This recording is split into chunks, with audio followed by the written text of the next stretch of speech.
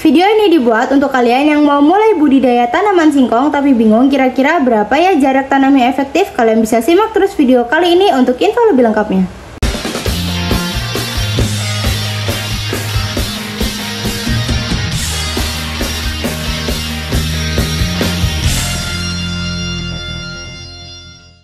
Halo semuanya, ketemu lagi di Radar Pertanian. Jadi teman-teman, di video kali ini kita akan bahas tentang berapa sih jarak tanam yang efektif buat kalian yang mau mulai budidaya tanaman singkong nih. Nah, sebelum kalian mengukur jarak tanam yang efektif, kalian harus tahu dulu apa aja faktor-faktor utama yang mempengaruhi jarak tanamnya. Yang pertama yaitu varietas singkongnya. Apakah varietasnya itu vigor tinggi atau tajuk rimbun dan umbi besar, atau varietas vigor sedang atau kecil, ini dengan tajuk yang kompak dan umbi sedang. Lalu yang kedua, tujuan budidayanya. Apakah untuk produksi umbi segar untuk dikonsumsi, atau produksi tepung tapioka atau bioetanol atau industri, dan produksi daun untuk pakan ternak atau sayur. Lalu yang ketiga, kesuburan tanah dan ketersediaan air. Apakah tanahnya subur dan curah hujannya optimal, atau tanahnya tuh kurang subur dan terbatas airnya. Dan yang keempat, topografi lahan. Apakah lahannya itu lahan datar atau miring dan berkontur. Dan yang kelima, teknik penanamannya. Apakah penanamannya itu tegak atau miring atau horizontal. Nah, kita langsung aja ke rekomendasi jarak tanam singkong. Nah, di sini ada beberapa pola tanam ya teman-teman. Kita gunakannya pola tanam bujur sangkar dan beberapa jenis produksi.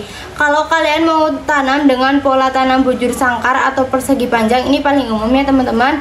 Untuk produksi umbi konsumsi atau besar dan varietasnya tinggi ya teman-teman, varietas vigor tinggi. Kalian bisa tanam dengan jarak 100 kali 100 cm.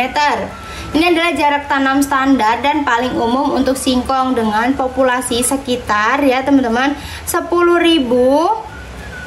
stek per tanaman per hektarnya. Lalu yang kedua, kalian bisa tanam dengan jarak 100 dikali 120 cm atau 1 meter dikali 1,2 meter. Ini akan memberikan sedikit lebih banyak ruang antar baris dan cocok untuk varietas yang rimbun. Populasinya tuh sekitar 8.333 stek per tanaman per hektar.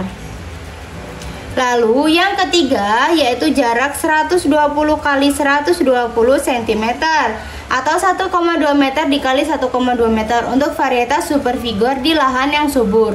Populasinya itu sekitar 6.944 stek per tanaman per hektarnya.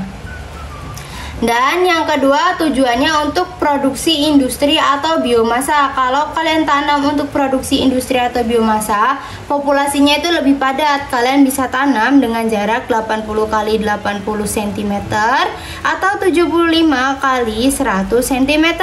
Kalau kalian tanam dengan jarak 80 kali 80 cm, kalian bisa dapat populasi sekitar 15.625 populasi pohon per hektarnya. Lalu kalau kalian tanam dengan 75 kali 100 cm, kalian bisa dapat populasi sekitar 13.333 stek per tanaman per hektarnya. Dan yang ketiga, kalian bisa ikuti pola tanam baris ganda. Nah, kalau kalian ikuti pola tanam baris ganda atau double row system, kalian bisa tanam dengan jarak dalam baris antar stek yaitu 50 sampai dengan 70 cm dan jarak antar baris dalam blok ganda atau jarak sempit itu 50 sampai 70 cm juga. Dan jarak antar lorongnya atau antar blok ganda itu 100 sampai 150 cm. Dengan populasi per hektar ya teman-teman, estimasi kalau pakai yang pola tanam baris ganda itu, kalau kalian pakai yang 100 kali 100 cm 100 kali 100 cm, populasi yang didapatkan itu bisa dapat 10.000 stek per tanaman per hektarnya. Gitu teman-teman, terima kasih buat kalian yang sudah simak video ini dari awal hingga akhir. Semoga video kali ini bermanfaat.